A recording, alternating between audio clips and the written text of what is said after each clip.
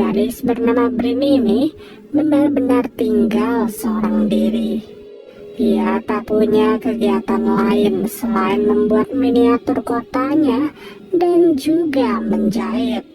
Karena sang ibu telah meninggal dan ayahnya minggat, Brin hanya bisa mencari pemasukan dengan mengirim beberapa hasil jahit yang dipesan orang luar kota. Hingga suatu saat, ketika akan pergi mengirim, ia melihat lingkaran aneh di halaman rumahnya. Secara cepat, Brin segera menyiram lagi rumputnya sembari berpikir, kok bisa rumput halamannya terpangkas seperti itu. Keanehan kedua, di kotanya sendiri, Brin selalu dicueki oleh semua orang. Ia tak pernah dianggap keberadaannya, seakan-akan sosoknya hanyalah angin lewat.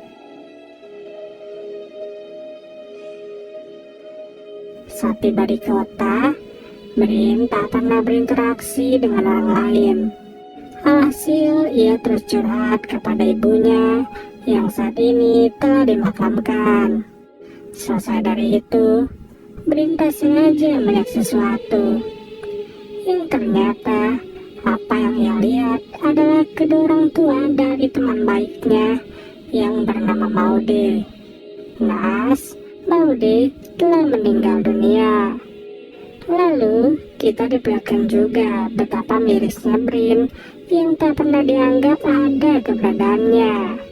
Usut punya usut, belum tahu apa sebabnya, tapi yang jelas, Brin hanya bisa cerita di dalam surat. Tak lama, terlihat mobil paket yang baru keluar dari DC Cakung. Kurang ajarnya, si kurir malah mempermainkan paket selayaknya bola basket. Tapi Brin cuek aja. Ia nggak peduli di mana Brin tetap bahagia serta senang. Karena ternyata ia baru saja membeli miniatur tambahan untuk kota tiruannya.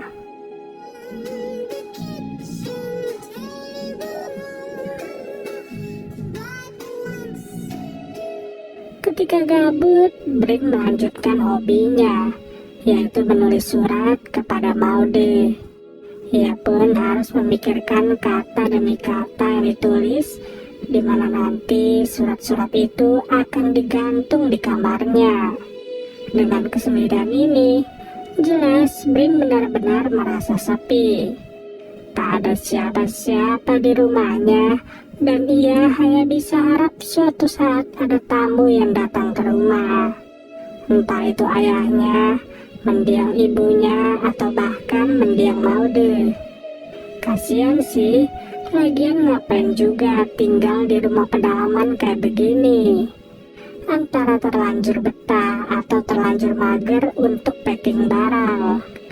Tapi ya, semakin dia berlarut di dalam rumah ini, semakin sulit juga bagi si Brin untuk lepas dari masa lalu. Tak terasa, satu hari telah dilewati. Dan ketika tidur, rumahnya ini benar-benar pelit lampu. Namun tiba-tiba saja,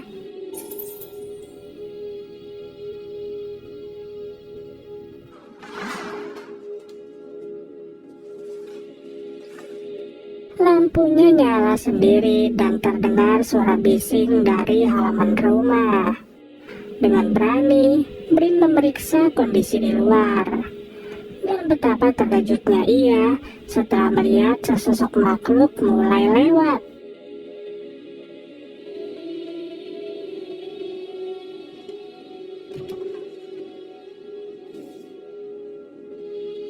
Sontak, tak ada cara lain bagi Brin selain berlari. Saking takut dan buru-burunya, sebuah sisir pun tak sengaja terjatuh. Dengan bersembunyi di balik kasur, satu-satunya harapan adalah tidak tertangkap. Dimana kalau diperhatikan, sosok itu benar-benar aneh dan seluruh kakinya bukanlah seperti manusia.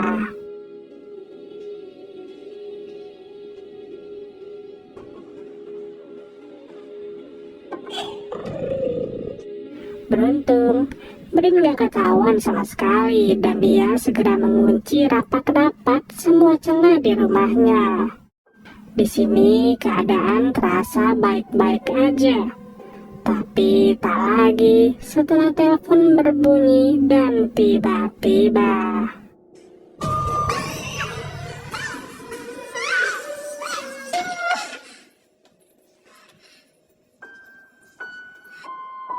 betapa paniknya Brin ketika melihat seluruh elektronik di rumahnya nyala mendadak. Seolah dikendalikan oleh tenaga yang besar, Brin benar-benar dibuat kewalahan.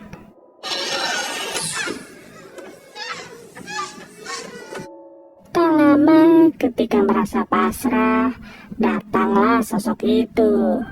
Brin cuma bisa sembunyi di balik kulkas sembari berharap sosok tersebut tak melihatnya. Asli, ini sih bukan merinding lagi, tapi seluruh bulu, mau itu bulu halus, bulu kudut, atau bahkan bulu jembatan, semuanya naik. Dan benar saja,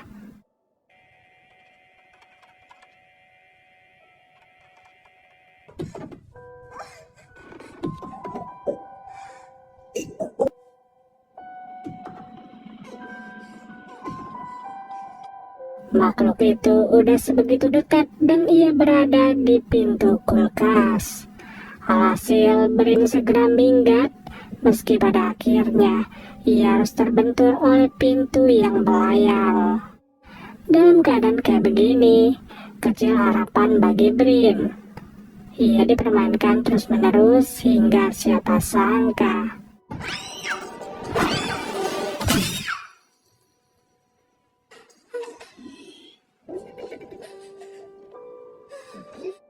Brin tak sengaja menusuk kepala dari sosok itu dengan miniaturnya.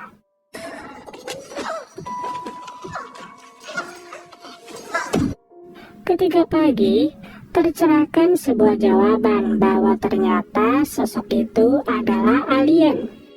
Alien humanoid yang telah tiba di bumi entah bagaimana caranya. Merinding, Brin cuma bisa menduga bahwa tamu yang ia nanti-nanti benar-benar terwujud. Namun gak tanggung-tanggung, bukannya manusia, ia malah dikunjungi oleh alien. Disinilah aktivitas invasi sebenarnya udah tercium.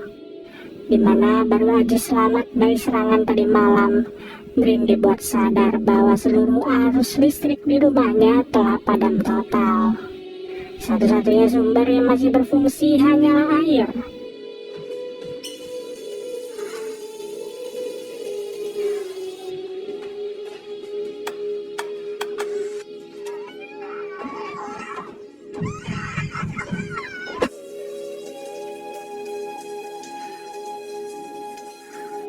Selesai mandi, bentuk pertahanan langsung disusun oleh Brin. Karena sekarang Brin harus pergi ke pusat kota dengan maksud melaporkan kepada polisi. Tapi di tengah-tengah perjalanan, Brin dikejutkan dengan mobil paket yang terlihat terbalik. Tak ada lagi sosok kurir paket yang terlihat di sekitar lokasi itu.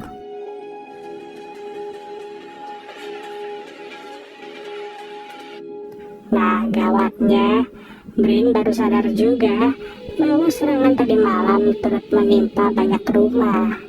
Dan rumah-rumah yang sempat didatangi oleh alien akan memiliki tanda lingkaran di halaman rumah mereka.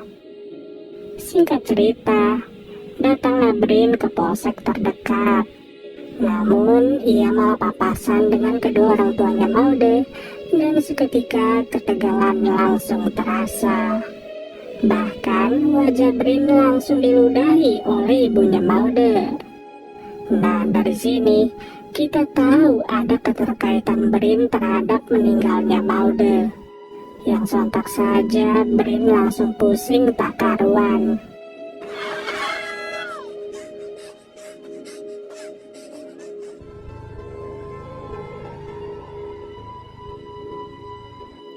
Hingga suatu saat, datanglah sebuah bis yang terlihat berhenti di dekat halte. nggak mau balik pakai sepeda. Jadinya Brin harus membayar tiket untuk pulang ke rumahnya. Selama perjalanan balik, Brin sebenarnya mendapat ketenangan. Tapi janggal, seorang pria malah pindah ke belakangnya tanpa alasan jelas. Yang setelah itu,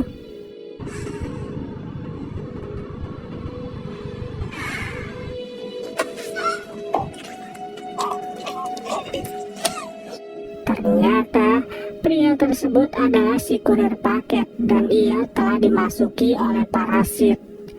Bahkan satu wanita turut berperilaku serupa. Brin yang ingin ditolong pun tak bisa berbuat banyak setelah para penumpang mulai disisihkan. Tapi untung saja masih ada si supir bis yang belum tersusupi parasit dan ia sengaja ngerem mendadak.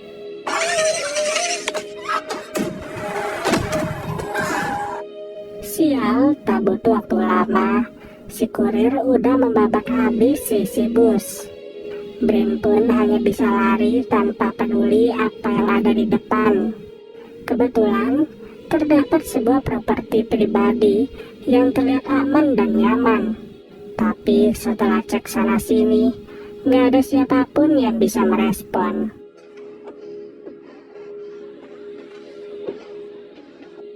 Lalu, Brin menyempatkan diri untuk mendatangi makamnya Maude. Tapi lagi-lagi,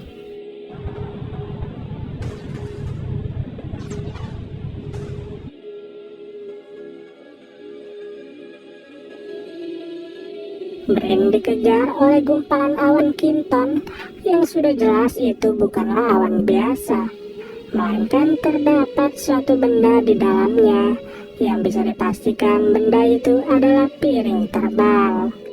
Di mana setelah berlari sekian ratus meter, Brin kembali tercengang dengan para tetangganya yang berperilaku serupa. Seolah-olah sudah tunduk kepada sesuatu, mereka pun terlihat pasrah tanpa bisa ngapa-ngapain.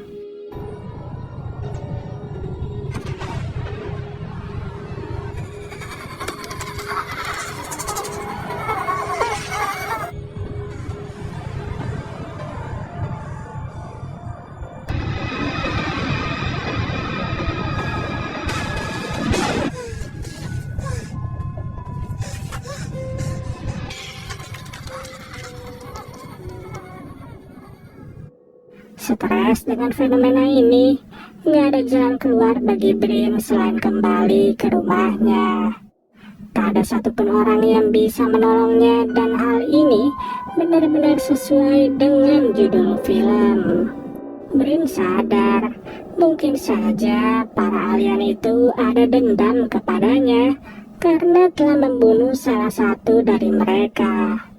Tapi hal ini terasa tak masuk akal karena para warga turut menjadi korban.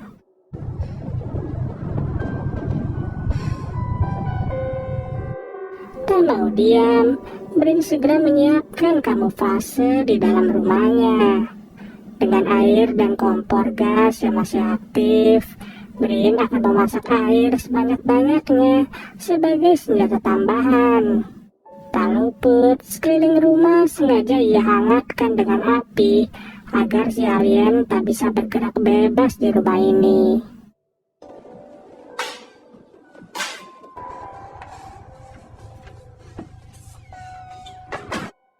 Yang terakhir, tiap-tiap celah yang terlihat di rumah akan ia tutupi dengan spray dan kain agar mempersulit si alien untuk melacak keberadaannya.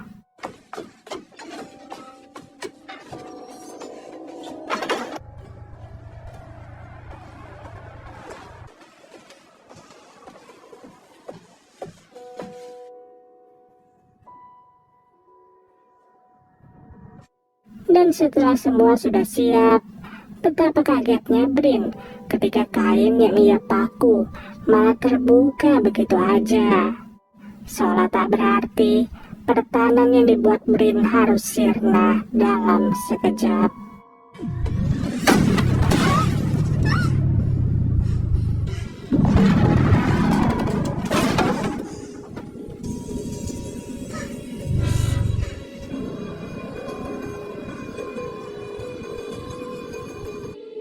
Dengan adanya cahaya yang terang, jasad alien tersebut pun segera dijemput.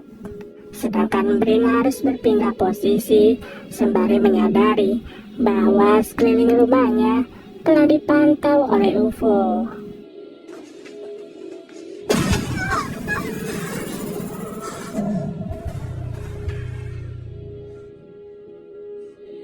Di sini datanglah alien serupa yang sudah jelas akan mencari Brin.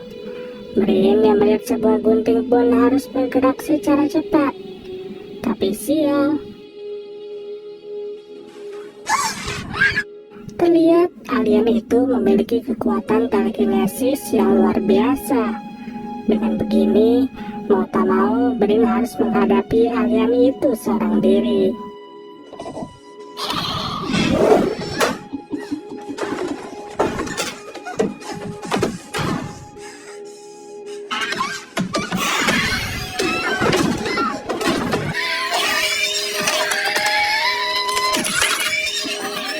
Setelah menggigit tangannya, air-air yang dipanaskan oleh Brin ternyata berguna juga. Cara itu cukup efektif untuk mengulur waktu, di mana sesegera mungkin Brin berusaha kabur.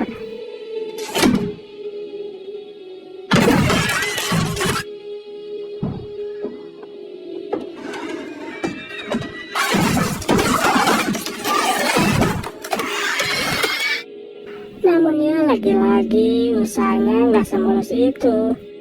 Beruntung ada gagang sapu yang bisa dipakai dan hasilnya alien itu berhasil terbunuh. Belum selesai, Brin masih harus menghadapi alien yang lebih besar. Bahkan tanpa diduga, secara tiba-tiba si kurir paket kembali hadir. Ternyata Brin akan dibawa kepada alien yang lebih besar itu. Sekilas, Brin udah pasrah sepasrah-pasrahnya.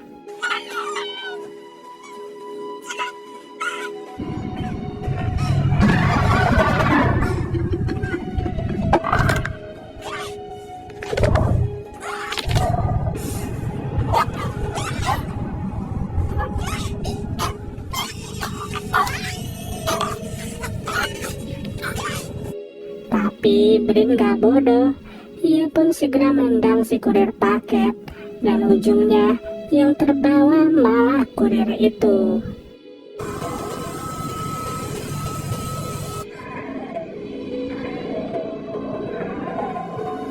Menyadari udah salah bawa, si kurir kembali dilepas. Dan kali ini giliran Brin untuk kabur kembali dimulai.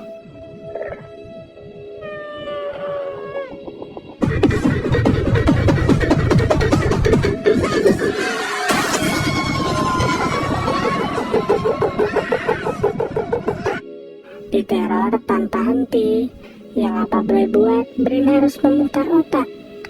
Hasilnya, Brin berhasil menggunakan mobilnya sebagai perangkap. Dengan terjebaknya si alien, gak ada cara yang lebih baik selain menyelutkan api ke tetesan bensin yang terus bocor.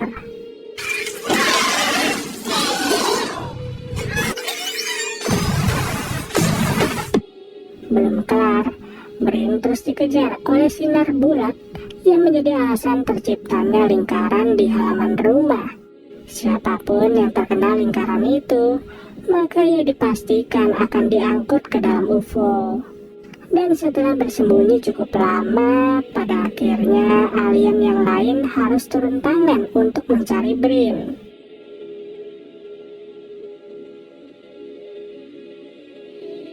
Cerdik, Brin bersembunyi di antara lemari. Fakta positif ini membuat Brin pede dan ia berusaha untuk menyerang alien itu. Namun ujungnya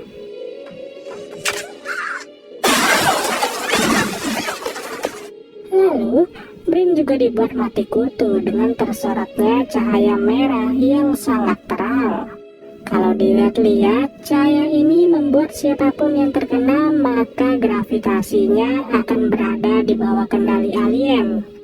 Dengan dipermainkan terus-menerus, pada akhirnya Brin harus menghadapi fakta baru, yakni sebuah fakta bahwa alien itu akan mengeluarkan parasit yang sama seperti yang sebelumnya sudah menimpa si kurir dan para warga.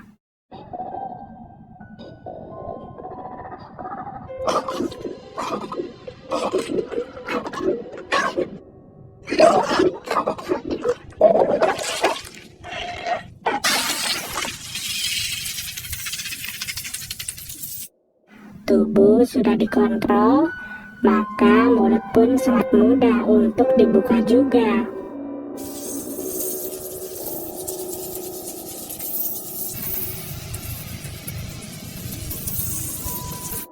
Hanya saja, Brin ternyata disadari bahwa itu hanyalah halusinasinya. Karena memang situasi di rumah ini nampak seperti biasa. Namun, ia belum yakin betul apa memang hal yang ia alami tadi adalah halusinasi. Di mana tiba-tiba saja ada satu sosok yang muncul di rumahnya. Ternyata sosok itu adalah Maude. Dan ternyata juga kejadian yang menimpa Brin bukanlah halusinasi. Ia benar-benar sempat dimasuki oleh parasit itu. Meski pada akhirnya parasit tersebut berhasil dikeluarkan lagi. Tapi di sini ada yang lebih parah.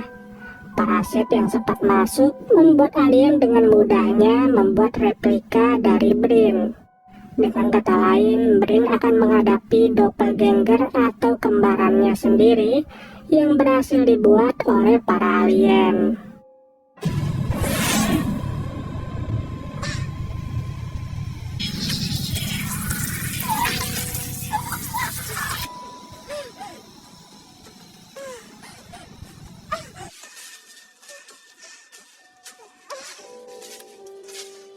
Terlihat juga guys, dari ujung ke ujung satu kota sudah dikelilingi oleh UFO.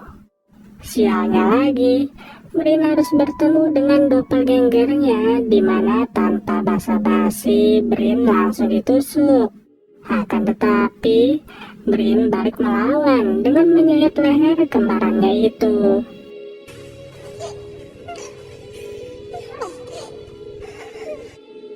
Tapi selepas dari itu, para alien langsung bertindak. Usut punya usut, Brin sengaja dibawa terpisah dari manusia lain.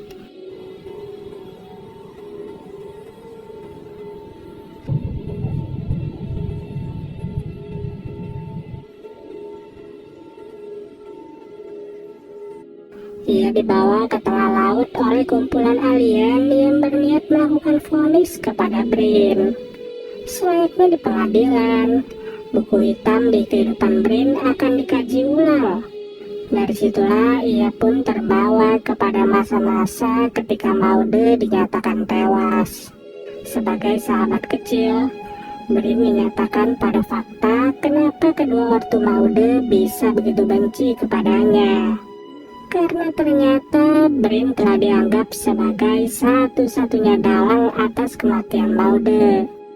Maude yang pada waktu itu sebenarnya melakukan kekerasan terlebih dahulu kepada Brin, tapi tidak diketahui sama orang. Hingga pada akhirnya, Brin murka dan ia sengaja menghantam Maude dengan batu.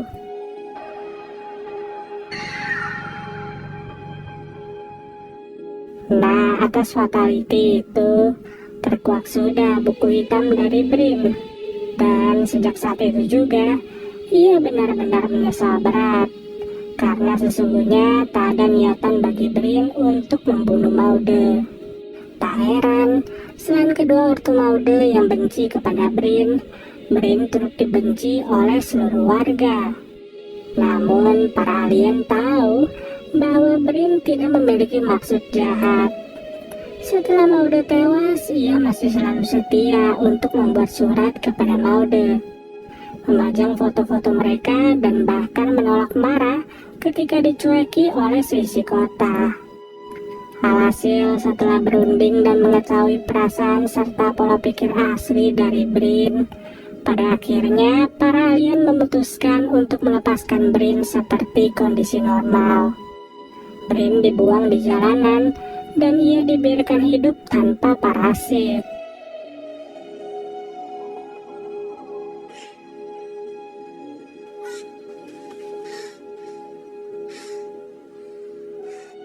Di mana susah itu semua, waktu pun langsung berpindah kepada beberapa bulan setelahnya.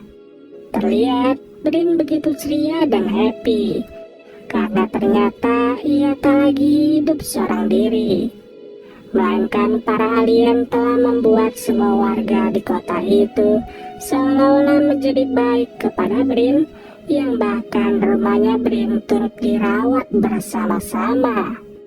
Uniknya, Brin merasa sangat nyaman untuk hidup seperti ini.